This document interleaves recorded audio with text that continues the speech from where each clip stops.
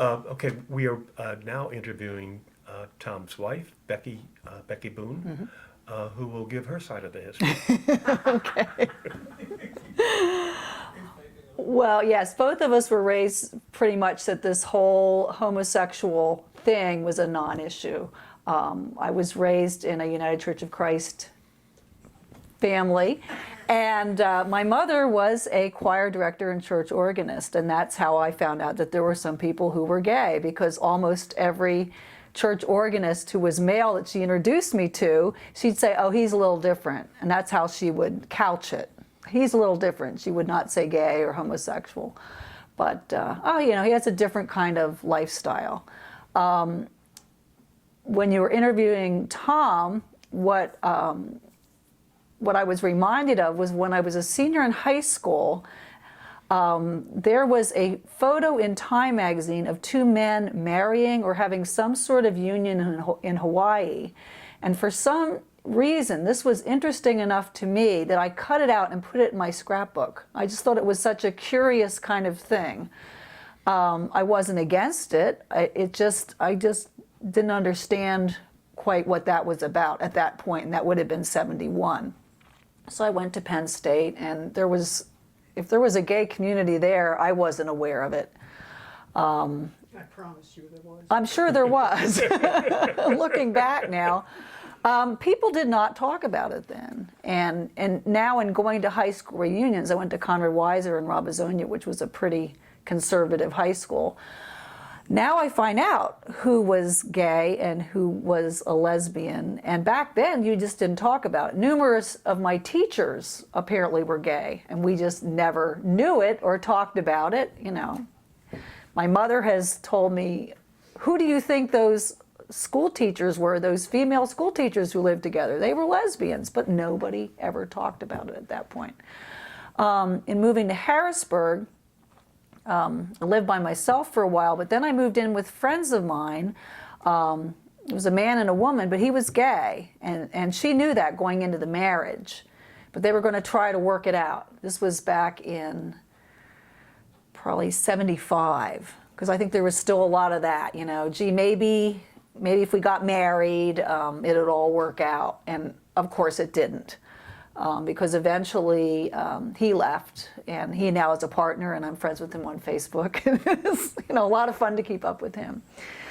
But in thinking of what Tom has said, I can give you the church angle because, yes, I'm a member of Pembroke United Church of Christ, and when our Synod of the United Church of Christ pronounced, I guess it was in the early 80s, mid 80s, they were looking at marriage equality at that point. And that's when our churches really started talking about this. And our minister brought up the topic and led, I think it was a 3-week kind of Sunday school topic about marriage equality. And at that point, this was back in the 80s, several families left the church. And they were furious and kept pointing to biblical, you know, edicts, you know, different verses in the Bible. They'd pick and choose about this, and you can't argue with those people. I mean, I don't know what we would have said to them. What was interesting personally to me was one was an interracial couple, both who have been divorced and remarried, and I think the Bible's very clear about, you know, divorce, adultery or whatever, and the other couple was also a divorced couple remarried. So, you know, it was curious to me that with their own backgrounds, clearly that were, you know, in opposition to biblical teachings, that they had no problem writing these horrible letters to members of our church, saying that they were leaving and that, you know, we were not following the Bible. At that point, I assume there were certain women, I don't know about men, but there were women in our congregation who I'm fairly certain were lesbians, but nobody talked about it. I mean, there was an assumption, I guess. Was this your father's church? No. This was in Harrisburg. There was the assumption that they were lesbians, but nobody talked about it. You know, they just lived together and whatever. It was really we thought it's none of our business. It's really none of our business. And then I'm trying to think of moving on to our daughter. Everything that Tom said was certainly the case with her. Much more open about homosexuality. It's funny, the first guy she went to the prom with, as it turned out, when he went to college, he came out. She said, no surprise there. She said she probably could have told him he was gay, but he wasn't ready to hear it. A lot of her friends in the theater were out even, in high school, which is just amazing to me when I look back at my own high school experience. It just never, ever would have been talked about. She was very pleased to be a part of that Common Roads play and had gone there to Common Roads to rehearse at that point. Very, very thrilled to be in the middle of the controversy of their first night performance with the religious folk out in front of the open stage. Talk more about that. They had signs. I think it's the same gang that shows up at the Pride Festival, but nobody even, they just walk by them anymore. It's, you just kind of ignore them, and I've been told from, who's the gang with the umbrellas? Who are they? Oh gosh. Oh, I forget what they're called. What are they called? UU Church was doing it Yeah, for quite a while, they're but good not people. now. I think Aren't they it's- doing it? No, I think the center's taking over that organization. They're wonderful. I heard them speak. They were wonderful, and I guess from their experiences, hearing their experiences, being at Pride, being at different kinds of festivals, the woman who spoke, whose name escapes me right now, said when she would come home, she would have to take a shower after all the horrible, horrible things that had been said to her.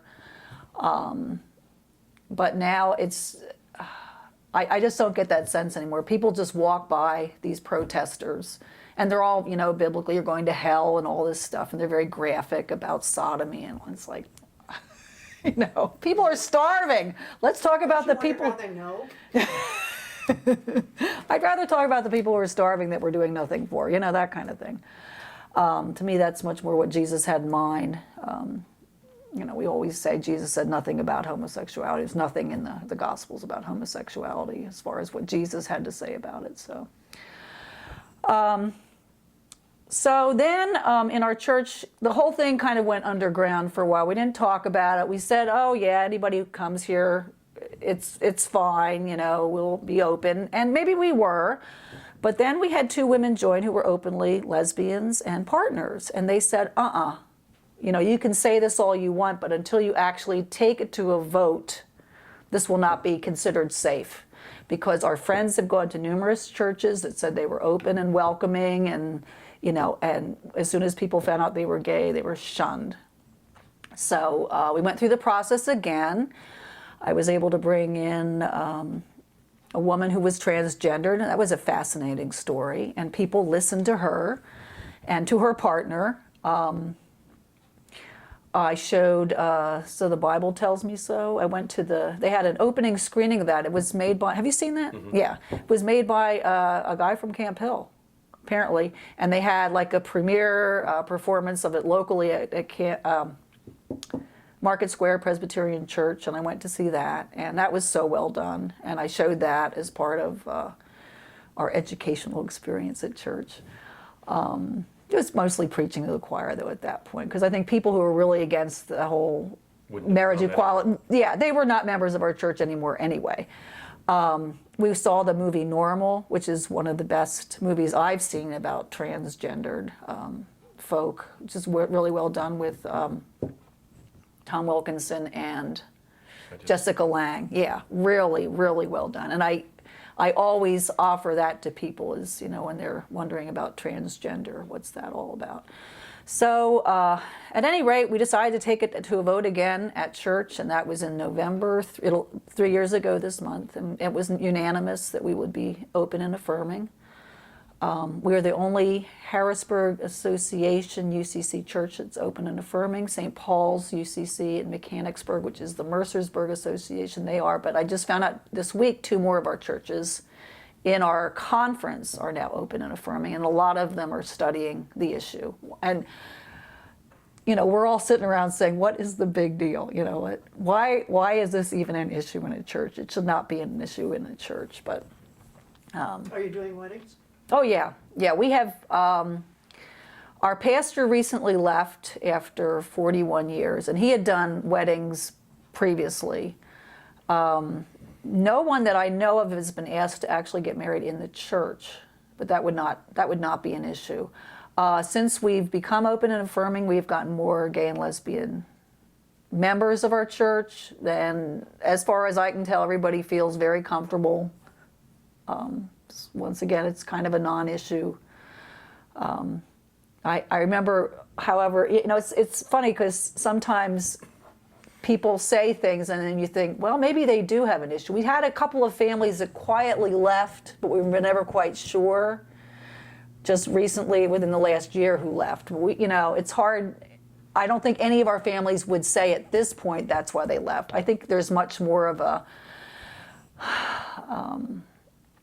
almost embarrassment that they're not there yet, maybe. I don't know. What's the makeup of your congregation? Are they mostly over 50? Are they mostly white? Are they Mostly white. There's some interracial couples there. Mostly, 40s and up.